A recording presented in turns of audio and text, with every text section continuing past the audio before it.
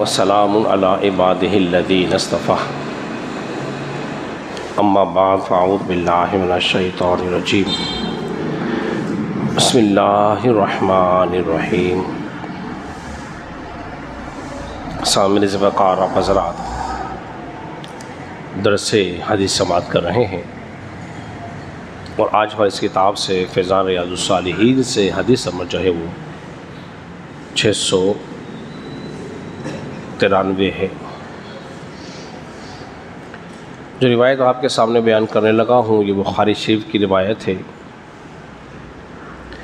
حضرت سیدنا عدی بن حاتم رضی اللہ تعالیٰ عنہ سے روایت ہے۔ فرماتے ہیں کہ رسول اللہ صلی اللہ علیہ وسلم نے ارشاد فرمایا کہ جہنم کی آگ سے بچو، اگرچہ ایک کھجور کے ٹکڑے کے ذریعے ہی کیوں نہ ہو، اور اچھی بات کہو۔ دوسری روایت کے اندر یہ آتا ہے جو کہ مسلم کے اندر موجود ہے، اس میں یہ ہے کہ جب قیامت کا دن ہوگا اللہ تبارک و تعالی بغیر کسی ترجمان کے کلام کرے گا، بات کرے گا، اور اس کے دائیں طرف اس کے اچھے اعمال ہوں گے اور بائیں طرف اس کے برے اعمال ہوں گے۔ نبی پاک علیہ السلام نے ارشاد فرمایا تم جہنم کی آگ سے بچو، اگرچہ کھجور کا ٹکڑا ہی صدقہ کر کے ہی بچنا ہی پڑے، یا پھر اچھی اور میٹھی بات کہو۔ حضرات محترم ذرا توجہ فرمائیے کہ نبی پاک علیہ السلام کے ارشاد فرمائے جہنم سے بچنے کا ہمیں حکم دے رہے ہیں کہ جہنم سے بچو، نیک اعمال کے ذریعے بھی بچنا ہے اور صدقہ و خیرات کر کے بھی جہنم سے بچنا ہے۔ اس لیے کہ اب کوئی یہ نہ کہہ دے کہ اے اللہ میں تو مفلس تھا، میرے پاس مال نہ تھا، میں انتہائی غریب تھا، میں کیا تیری راہ میں صدقہ کرتا۔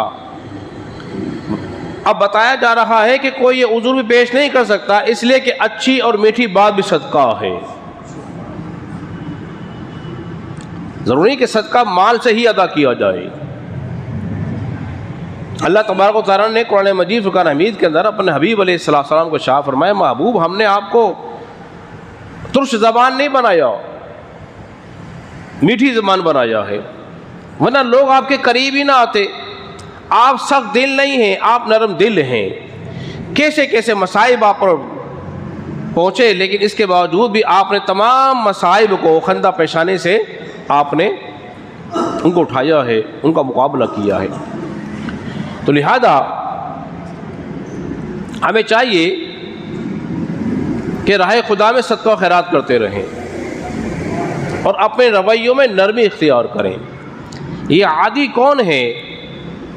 عدی بن حاتم، یہ بہت ہی مشہور و معروف جو سخی گزرے ہیں، یہ اس کے بیٹے ہیں حاتم، حاتم کے بیٹے ہیں عدی، اور یہ 7 ہجری کے بعد ایمان لے کر آئے ہیں جب ان کے والد کا انتقال ہو گیا۔ انہوں نے اپنی رہائش کو کوفہ میں اختیار کیا، یہ کوفہ میں رہنے لگے اور مختلف جنگوں کے اندر حضرت علی مرتضیٰ شیر خدا رضی اللہ تعالیٰ عنہ کے ساتھ شریک ہوتے رہے۔ جنگ جمل میں بھی آپ شریک تھے۔ اس جنگ کے اندر آپ کی آنکھ پر بڑے گہرے زخم لگے، جس سے آپ کی آنکھوں کی بینائی کو بہت زیادہ نقصان ہوا، اور پھر یہ 67 ہجری کے اندر آپ کا وصال ہو گیا۔ تو حضرات محترم یہ تھا مختصر سا حدیث کا تعارف جو ہم نے آپ حضرات کے سامنے پیش کیا ہے۔ اللہ رب العزت کی بارگاہ میں دعا کریں خالق کائنات ہم سب کو سمجھنے اور عمل پیرا ہونے کی توفیق عطا فرمائے۔